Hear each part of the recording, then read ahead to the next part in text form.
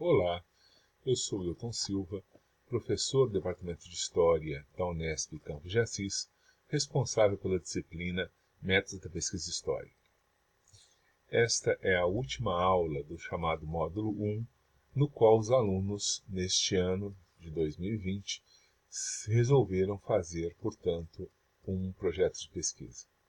O conteúdo dessa aula versa sobre as últimas partes que compõem o projeto de pesquisa, ou seja, o quadro teórico, a metodologia, o cronograma e a bibliografia. A literatura básica é um texto do José Assunção de Barros, que foi tirado do livro O Projeto de Pesquisa em História. Bom, o desafio de se fazer uma pesquisa para um aluno, para um jovem pesquisador, esbarra inicialmente com uma distinção extremamente necessária. Qual é a diferença entre uma revisão bibliográfica e uma revisão teórica? Ou melhor dizendo, qual a diferença entre bibliografia e teoria? Bom, na verdade, é importante perceber que a bibliografia é um substantivo feminino que lista as obras que servem de consulta, funcionam como leitura complementar para a criação de um texto. Geralmente se encontra no final do livro ou do capítulo.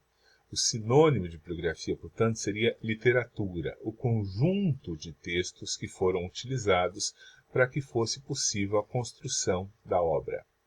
Por sua vez, a teoria também é um substantivo feminino. Nesse caso, trata-se de um conhecimento não prático, ideal e dependente das aplicações. Um conjunto de regras, de leis sistematicamente organizada que servem de base a uma ciência. São seus sinônimos, princípios, fundamentos, doutrinas, ou seja, a teoria é o conjunto de referenciais que eu me utilizo para a pesquisa. E a bibliografia é o conjunto de textos que eu utilizo ao longo da pesquisa. Dessa forma, portanto, uma revisão bibliográfica é uma revisão da literatura, daquilo que foi publicado a respeito do seu tema de pesquisa ou dos temas correlatos ao seu tema de pesquisa.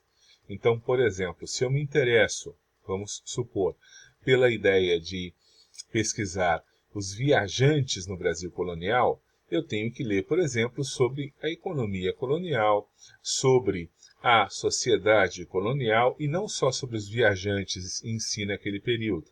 Então, faz parte da bibliografia esse conjunto de textos que dizem respeito ao meu tema de pesquisa e aos temas correlatos de pesquisa. Isso, na verdade, pode ser, de alguma maneira, mesclado com a revisão teórica, com o quadro teórico que faz parte da minha pesquisa, ou pode ser apresentado de forma separada, não é? Como duas partes do texto chamado projeto de pesquisa. No caso, a revisão teórica, o quadro teórico, portanto, seriam o conjunto de referenciais, de princípios, de conceitos que eu vou utilizar para analisar o meu tema e os seus subtemas. Por exemplo, suponhamos que eu esteja falando de viajantes no Brasil colonial, né? Alguns conceitos que eu vou utilizar se referem, por exemplo, à narrativa, representação, retórica e assim por diante. Dessa maneira, eu sou obrigado, portanto, a explicar o que eu entendo como narrativa, o que eu entendo como retórica, o que eu entendo como representação. Não necessariamente essas partes devem ser apresentadas de forma separadas. Existem projetos em que elas aparecem de forma separada, ou seja, primeiro o autor do projeto faz uma revisão bibliográfica e depois ele faz uma revisão teórica, ou eventualmente o autor prefere mesclar essas duas coisas. Isso, na verdade, é uma questão de opção pessoal. No caso do Assunção de Barros, o autor do texto no qual nós nos baseamos, ele propõe, portanto, que exista uma parte do projeto chamada quadro teórico, na qual você pode fazer também a revisão bibliográfica. E o que seria essa revisão bibliográfica? Bom, revisão bibliográfica é uma exposição bem fundamentada de trabalhos anteriores e de fontes e referências. estruturada, analisada e elaborada de forma clara, objetiva e concisa para demonstrar alguma coisa. Ou seja, se eu vou falar sobre viajantes no Brasil colonial e faço uma revisão bibliográfica em que eu apresento a sociedade colonial, discuto, por exemplo, a economia colonial, a geografia do Brasil naquele período, eu então li alguns textos e eu devo apresentá-los. Isso faz com que, por exemplo, eu seja capaz de fazer aquilo que é chamado de análise, ou seja, a capacidade do pesquisador de detectar, obter e consultar a bibliografia e outros documentos pertinentes para perceber como que isso se direciona ao problema que é investigado, àquilo que é perguntado. Eu estou cortando em pedaços para justamente aproximar as partes dos vários textos que têm certas afinidades, que falam sobre o mesmo assunto, que de alguma forma estão interrelacionadas.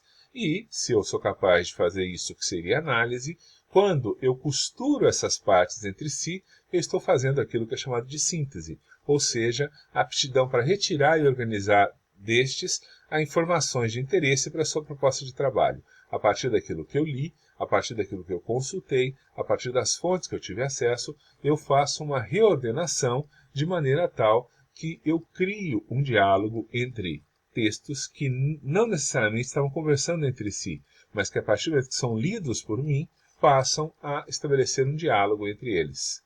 Na verdade, portanto, essa seria a principal missão da chamada revisão bibliográfica.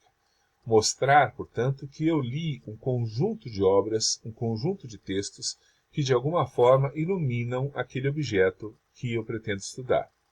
A chamada revisão teórica, ou quadro teórico por sua vez, é quando eu apresento quais foram as contribuições teóricas mais importantes para que eu possa pensar nesses relatos de viajantes. No caso aqui, eu identifiquei, portanto, narrativa, identifiquei retórica, identifiquei representação como alguns conceitos que eu acho que são importantes para descrever a maneira como os viajantes escreviam a respeito do Brasil colonial.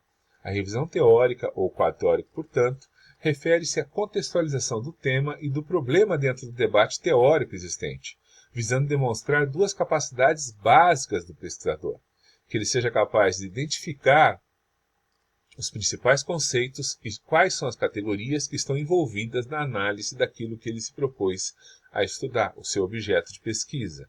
E, logicamente, que ele seja capaz de estabelecer diálogos com os estudos precedentes, caracterizando, portanto, o processo histórico, social e cumulativo do conhecimento. É por isso que a revisão bibliográfica é tão importante, porque quando nós lemos os textos que se dedicaram àquilo que nós queremos estudar, nós devemos perceber não só aquilo que eles nos informam, mas também os seus referenciais teóricos, as suas propostas, as suas orientações, que de certa maneira, como eu já frisei em aula anterior, é você observar a mágica não como quem se encanta por ela, mas como quem busca compreender qual é o truque que está sendo utilizado. Para isso, o texto deve ser lido, portanto, de uma maneira crítica e não só de uma maneira informacional. Você está dialogando com o texto e não só obtendo informações dele. É fundamental aqui prestar atenção em uma confusão que é muito recorrente. Algo que, se dependesse de mim, eu faria com que os alunos tatuassem na palma da mão para sempre prestar atenção. Olha com bastante cuidado para isso. Existe uma confusão que é feita não só por alunos de iniciação científica, mas também por aqueles que tentam prestar mestrado e mesmo doutorado. A diferença entre teoria, marco teórico e metodologia. São três coisas completamente diferentes e, eventualmente, quando o jovem pesquisador, e às vezes o pesquisador não tão jovem assim, vai escrever sobre sua metodologia, o que ele faz? Ele começa a referenciar os teóricos, os conceitos, os referenciais que ele julga serem mais importantes. Portanto, é necessário separar essas três coisas. Como assim? Bom, o que seria a teoria? Teoria é um conjunto de conceitos com finalidades explicativas e que se tornam ferramentas poderosas para orientarem o pesquisador. Então, por exemplo, o marxismo é uma teoria, o estruturalismo é uma teoria, o funcionalismo é uma teoria, a análise do discurso é uma teoria, a semiótica é uma teoria, e essas teorias, de alguma maneira, nos explicam o que é a realidade. Faz com que nós olhemos para o mundo de uma certa maneira específica. É por isso que elas são muito importantes. Se você tem uma perspectiva marxista da sociedade, você entende que a sociedade é o campo do conflito de classes e que essas classes estão se antagonizando o tempo todo, aonde se manifesta a luta de classes, processos de mais-valia, há ideologias em conflito e assim por diante. Se você tem uma percepção, por exemplo, funcionalista, você tenta identificar na sociedade de que maneira que os comportamentos, as instituições fazem com que ela se mantenha funcional, colaboram de alguma maneira para a continuidade de uma ordem já existente. Se você tem, por sua vez, outros referenciais, você vai olhar certos aspectos da realidade diferentes daqueles que pessoas que têm outros referenciais teóricos têm em relação a você. E a mesma coisa ocorre em relação ao marco teórico. Ou seja, o marco teórico é uma afirmação teórica específica de determinado autor, portanto, uma afirmação de um pesquisador de determinado campo do conhecimento, que realizou investigações e reflexões sobre determinado tema e chegou a explicações e conclusões metódicas sobre um assunto. Ou seja, é um ponto de vista de alguém sobre determinado assunto em particular e, portanto, se encaixa como uma espécie de conceito, como uma espécie de pré-definição, e assim aparece, por exemplo, hábitos, que é um conceito forjado pelo Bourdieu. Giro linguístico, algo que se relaciona à maneira através da qual passou a se interpretar a cultura como reflexo de um discurso, como linguagem. A luta de classes, como eu falei aqui, um conceito claramente vinculado ao marxismo, a rede de sociabilidade, representação e assim por diante. Tudo isso faz parte da teoria porque são as suas engrenagens. Os marcos teóricos são as engrenagens da teoria. E o que é, portanto, a metodologia? A metodologia nada mais é do que uma narrativa, uma narração, uma história na qual você conta de forma extremamente minuciosa, detalhada, rigorosa, exata, toda a ação desenvolvida na prática da sua pesquisa. Ou seja, você mostra de que maneira o método, o caminho de trabalho escolhido por você vai ser realizado. Você explica o tipo de pesquisa, as técnicas de investigação, qual material vai ser pesquisado, o local onde isso vai ser feito, que fontes vão ser utilizadas, se você vai utilizar ou não informantes, quais os arquivos serão consultados, que jornais serão utilizados, quais são os bancos de dados disponíveis, as bibliotecas, os sites, etc. Ou seja, você conta para o leitor de que maneira você pretende desenvolver as atividades necessárias para a sua pesquisa, inclusive com a divisão do trabalho, as formas de tabulação, o tratamento de dados e fontes, entre outros aspectos. Quanto mais detalhista e minucioso você for, melhor é a sua metodologia. Portanto, ela não se mistura com a teoria, ela não se mistura com a identificação e a discussão do marco teórico. É por isso que é importante separar essas três coisas. E nem sempre isso é feito. Tome cuidado e preste atenção nisso.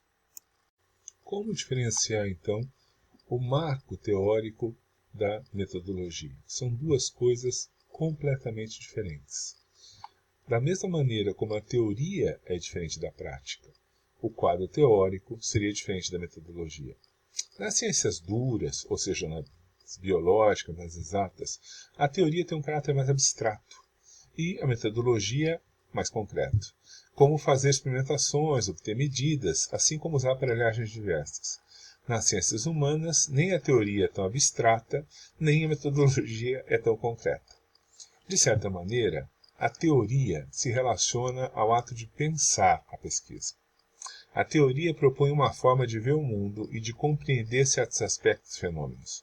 Seus conceitos e suas categorias formam a leitura da realidade, exprimem o modo de pensar, já afirmada por autores que criaram um quadro teórico ligado às generalizações. Então, por exemplo, se eu tenho como referencial a teoria queer, eu olho a sexualidade e o comportamento humano de uma maneira específica.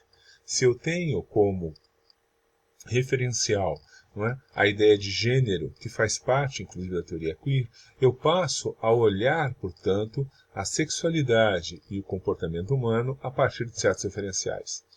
Por outro lado, eu posso analisar a mesma situação tendo como referencial não a ideia de gênero, mas a ideia de classe. Suponhamos, eu posso pegar processos crimes, ou seja, processos criminais de fóruns de uma cidade específica e pensar na maneira como homens e mulheres, ou héteros e homossexuais, se relacionaram dentro do campo legal. Essa perspectiva é uma perspectiva de gênero, uma perspectiva, dependendo da abordagem, queer. Por sua vez, eu posso pegar os processos crimes e tentar entender como que indivíduos de posição social distinta, ou seja, ricos, burgueses, pobres, proletários e assim por diante, se relacionaram dentro do campo da justiça. Então eu tenho as mesmas fontes, mas duas leituras distintas a partir dos referenciais teóricos que eu estou utilizando. Bom, se a teoria está relacionada a como pensar na pesquisa, a metodologia, por sua vez, está relacionada a como fazer a pesquisa. A metodologia se refere, portanto, a uma maneira de trabalhar, como selecionar os materiais, como extrair informações e elaborar explicações a partir deles. É a descrição minuciosa e pormenorizada das ações que descreve o modo de fazer a pesquisa. Por exemplo, eu posso trabalhar com a perspectiva de história oral, e a história oral tem uma metodologia específica, que tem a ver com a entrevista, o recolhimento de depoimentos e todo um treinamento necessário para que eu possa trabalhar com a oralidade das pessoas que vão me fornecer informações e vão, na verdade, me contar aquilo que me interessa em relação a certa pesquisa. Eu tenho, portanto, me preparar como fazer esse trabalho. Já uma pesquisa documental, por exemplo, em que eu vou pegar documentos e vou, de alguma maneira, arquivá-los, classificá-los, interrelacioná-los, supõe um outro tipo de metodologia. E, portanto, um outro conjunto de ações. É por isso que, de certa maneira, a teoria se relaciona ao pensar a pesquisa, enquanto, por sua vez, a metodologia se relaciona ao fazer a pesquisa. E aí vem a grande questão. Se eu quero me dedicar a explicitar quais são os referenciais teóricos que eu estou utilizando, que tipo de cuidado ou quais são os elementos que eu devo reivindicar, que eu devo trazer para essa discussão?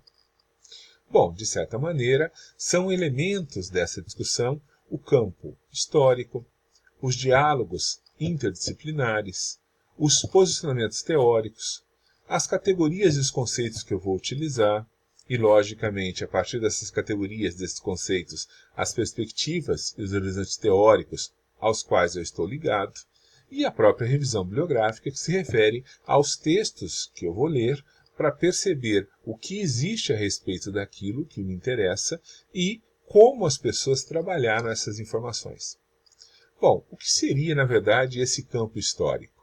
Bom, o campo histórico é o campo de estudo no qual se insere a pesquisa, ou seja, é uma pesquisa de história econômica, é uma pesquisa de história política, de história cultural, de história social, que tipo de recorte que eu vou fazer? Porque justamente ao me inserir nesse campo, eu determino a maneira como eu vou trabalhar com o meu objeto. Em relação aos diálogos interdisciplinares, também se coloca a questão: quais são as disciplinas, quais são os conhecimentos ou os campos que são necessários para que eu possa compreender esse objeto? Para que eu possa, de alguma maneira, relacionar a história com outras áreas do conhecimento que me seriam necessárias.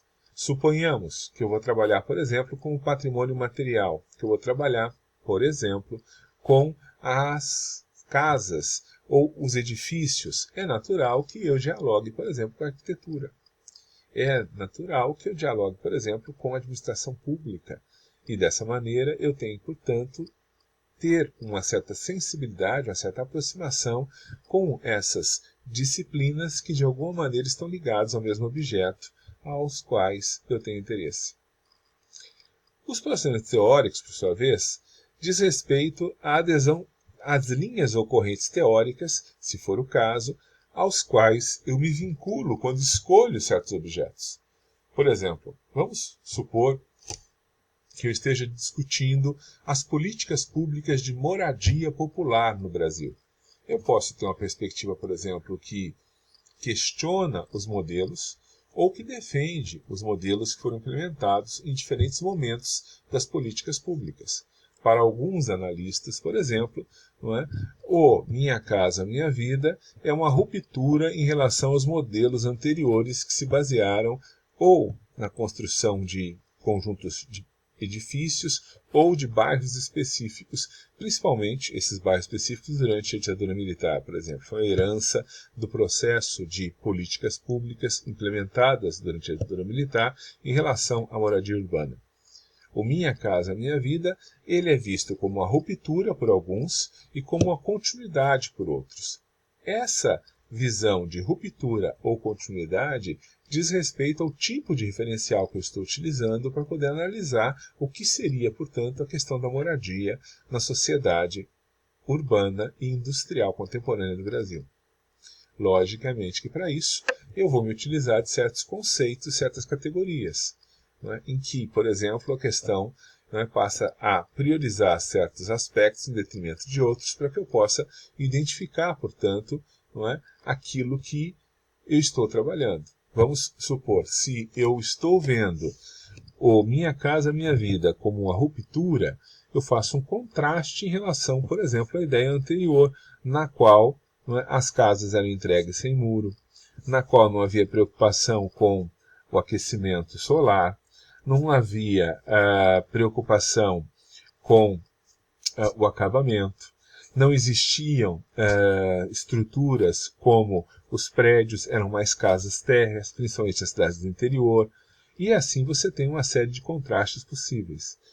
A iniciativa estava mais vinculada ao governo do que às empresas e aos processos financeiros, enfim, eu posso criar contrastes. Por outro lado, eu posso criar continuidade dizendo, olha, são construções que são de alguma maneira desumanas, que se tornam muito mais dormitórios do que lugares de vivência.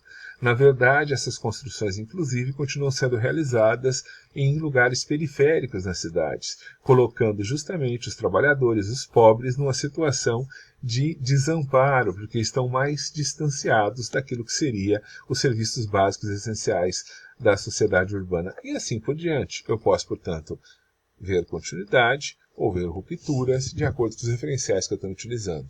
As categorias dos conceitos, portanto, permitem estabelecer definições, conceitos, categorias que seriam essenciais para a pesquisa, ao mesmo tempo em que dialoga aceitando ou rejeitando os autores mais significativos, o que contribui, portanto, para esse processo da fase seguinte, que é a revisão bibliográfica, quando ela é feita logicamente, junto com o quadro teórico. Se ela foi feita de forma separada, é um tópico a mais dentro do projeto e na qual se faz a mesma operação. Se mostra o que foi lido e o que existe a respeito do tema que se está pesquisando. Bom, o campo histórico ele tem uma importância fundamental na determinação daquilo que vai ser pesquisado. Por quê? Porque, de certa maneira, as dimensões, as abordagens, os domínios da história acabam se relacionando a certas teorias, certos métodos e certos temas. Dessa maneira, portanto, de que forma as dimensões se apresentam na pesquisa histórica? Bom, é através das dimensões que eu caracterizo, por exemplo, se a minha pesquisa é da história social, da história da cultura material, da geohistórica, da história demográfica, da história econômica, da história política, da história cultural, da história antropológica, que é chamada de etnohistória, da história das mentalidades, que eventualmente é chamada de psicohistória, ou da história do imaginário. Quando eu faço um projeto de pesquisa, eventualmente eu posso colocar esse projeto dentro de uma dessas dimensões, mas não só dessas dimensões. Eu posso também caracterizá-lo a partir do tipo de abordagem que ele oferece.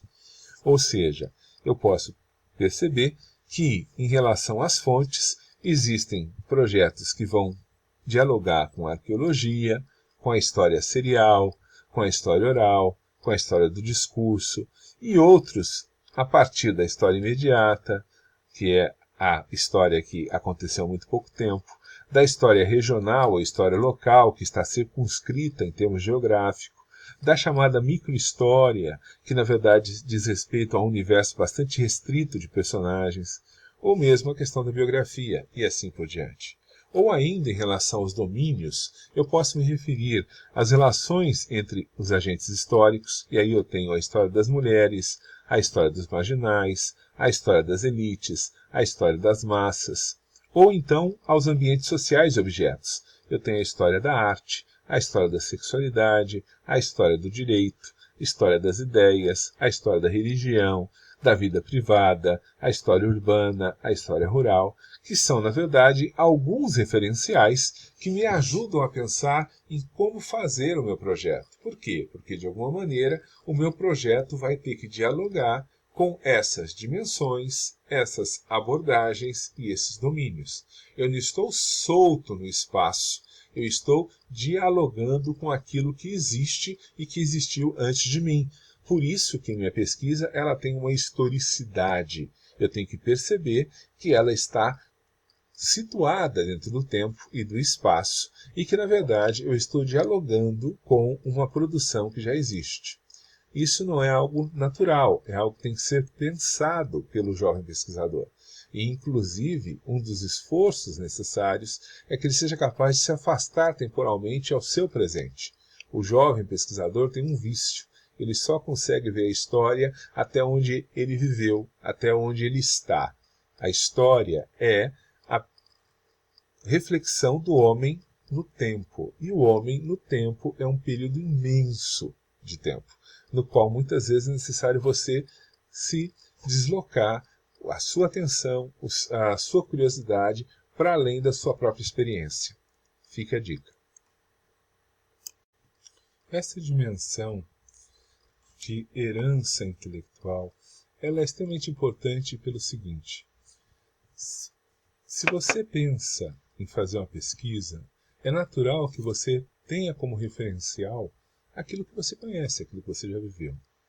É por isso que é necessário, muitas vezes, dialogar com o orientador, conversar com um professor da área, dar uma olhada nos anais dos eventos acadêmicos em que você pode ver pesquisas sobre o tema ou na área que lhe interessa, de maneira tal que você possa calibrar melhor as suas escolhas.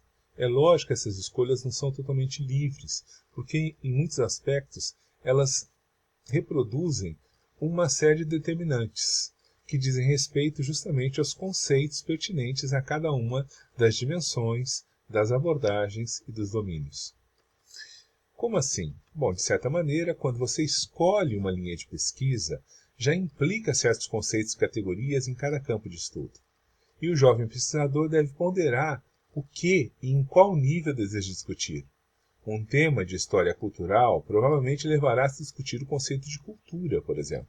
Assim como um tema de história econômica fará referências a um arsenal teórico da própria economia. Portanto, é necessário que o jovem pesquisador tenha isso como parte de uma referência, da qual ele vai ter que dar conta, pela qual ele vai ter que passar. Assim, não é, como o recorte daquilo que ele determinou a ser feito. Como assim? O recorte temático também traz consigo um conjunto de conceitos referenciais que são recorrentes, sendo que exigem maiores cuidados os conceitos que são chamados de polissêmicos. O que é o conceito polissêmico? É aquela mesma palavra que tem diferentes significados de acordo com o referencial que você tem. Ou seja, de acordo com o autor que você utiliza, aquela palavra pode ter um significado distinto. Dentro de uma mesma vertente teórica, por exemplo, suponhamos no marxismo, quando você fala em classe social, o conceito em si é entendido de forma bastante diferente por um marxista como Thompson, ou Althusser, ou Gramsci. Então, se você está utilizando o conceito de classe social, a partir de uma perspectiva marxista, você tem que dizer, olha, eu estou utilizando o conceito feito por Thompson em relação a essa ideia. Ou não, me atrai ou me parece responder melhor à minha perspectiva o modelo proposto por Althusser. Ou então, ao contrário, eu me sinto mais confortável em uma abordagem como aquela proposta por Gramsci. Pois exigem, então, esses termos polissêmicos, que o jovem pesquisador defina de forma precisa qual é o sentido que atribui aos conceitos ou a expressões específicas. Além do que, é necessário perceber que o projeto e aquilo que ele vai dar origem, os relatórios, a dissertação, a tese, se dedica a ser lido por pessoas e é importante se ater à dimensão comunicacional desse documento. Ou seja, eu escrevo que essas pessoas leiam, compreendam e possam de alguma maneira levar algo daquilo que foi escrito.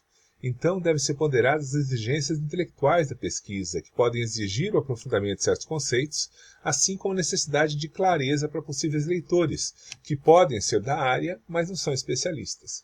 Por exemplo, quando eu oriento, e eu tenho algumas orientandas que trabalham com a ideia de gênero, né, e feminismo, eu evito muito a utilização dessa ideia, desse conceito. Por quê? Porque existe uma diversidade muito grande de definições do que é o gênero e como pensar o feminismo.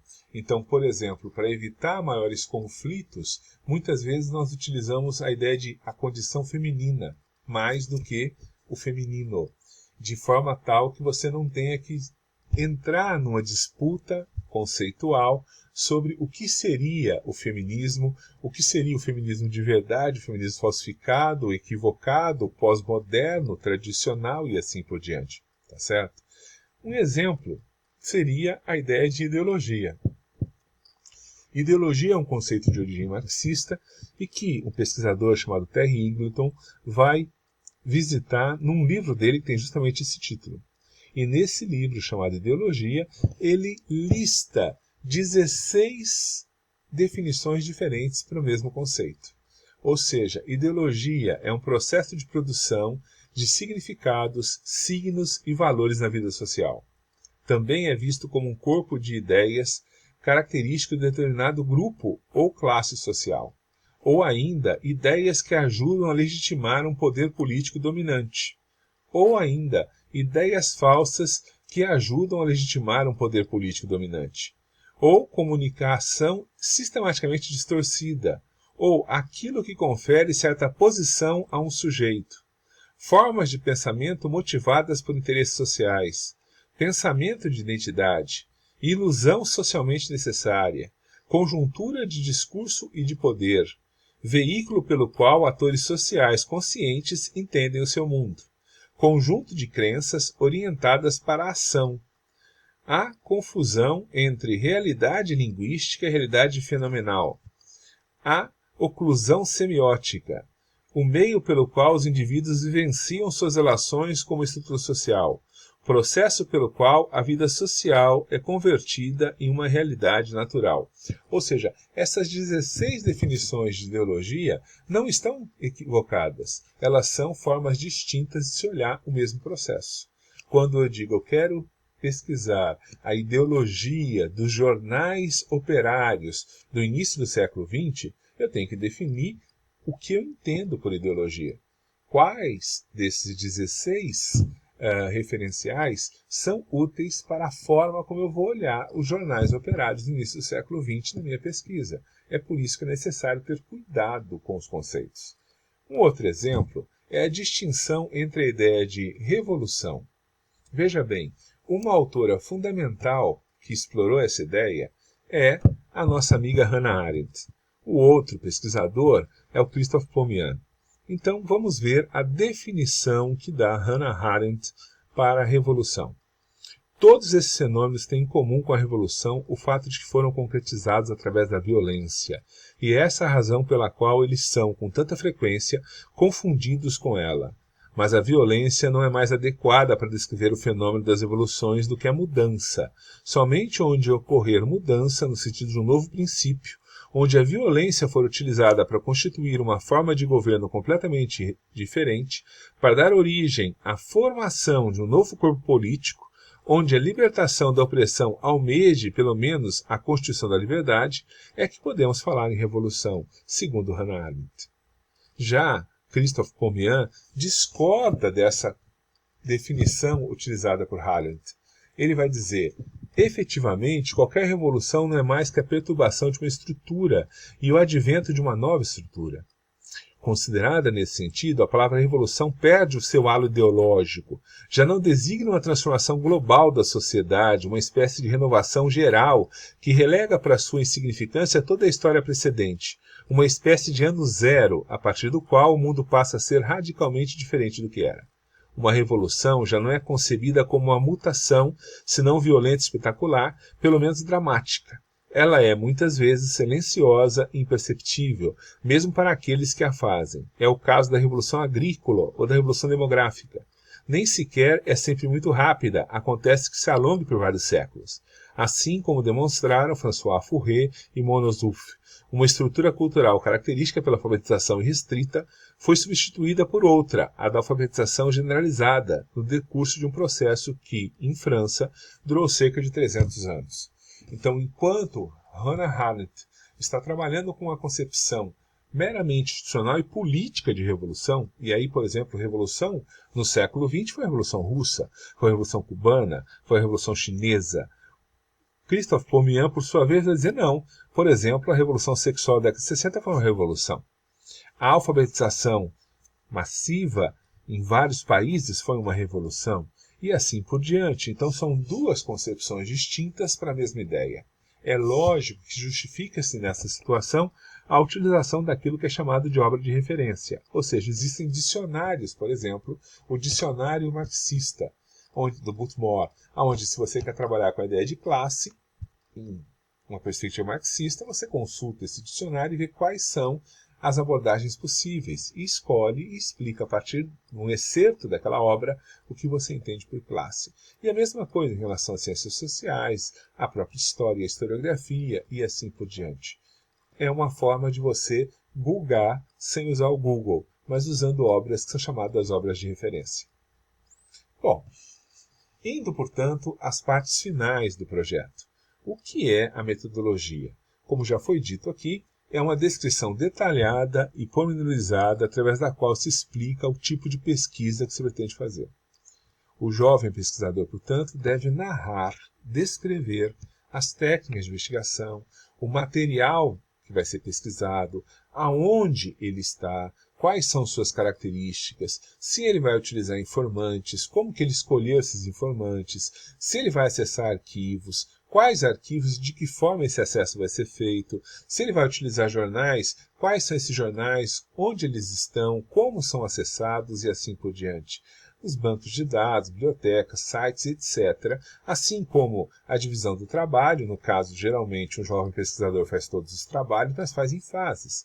Há um pesquisador mais experiente, com mais recursos, eventualmente pode contratar profissionais para fazerem certas partes do trabalho.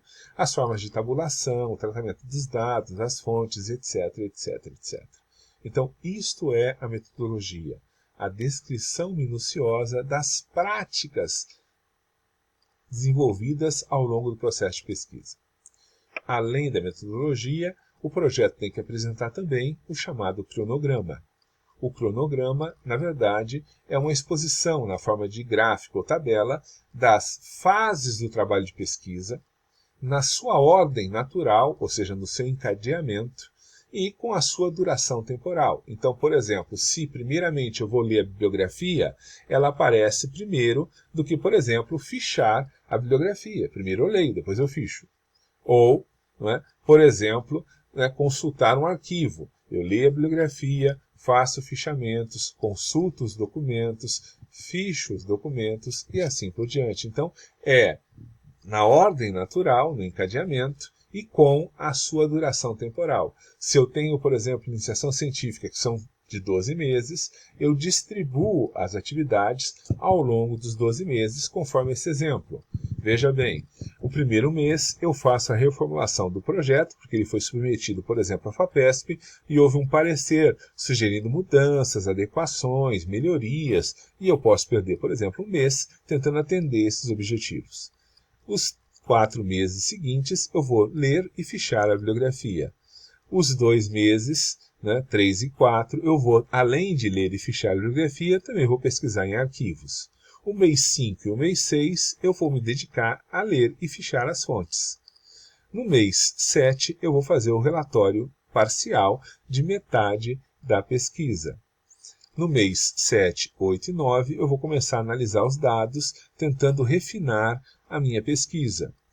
No mês 4 e no mês 9, eu pretendo participar de eventos acadêmicos, como, por exemplo, a Semana de História, o SIC, encontros de algum grupo de pesquisa, evento fora da minha faculdade, enfim, eu prevejo participação em 2 eventos. Nos 3 últimos meses, eu quero escrever um pequeno artigo e tentar publicação. E no último mês, eu vou apresentar o relatório final. São essas atividades, nessa ordem e nessa distribuição temporal, nessa tabela, conforme está aí para você observar. Bom, e as referências bibliográficas? Trata-se, na verdade, de uma listagem com o levantamento de fontes, livros e artigos que foram consultados e se encontram disponíveis para acesso do pesquisador. É o único momento em que você realmente vai ter uma preocupação maior com a BNT. As regras da BNT são disponibilizadas na internet, você pode consultar. Como eu faço para citar um livro? Aí você acha a regra, segue a regra e faz a citação. E se for um artigo? É dessa forma. E se for, por exemplo, um disco? É dessa forma. E se for um vídeo da internet? É dessa forma. E assim sucessivamente. Ninguém é obrigado a decorar tudo que existe na BNT. É para isso que existe o Google. Consulte aquilo que te angustia. Dependendo do tipo de projeto, ele pode ter outras partes, como, por exemplo, orçamento, que é a previsão de gastos, ou descrição da infraestrutura disponível, mas isso são casos de projetos que são para pesquisas maiores. Uma iniciação científica não tem isso.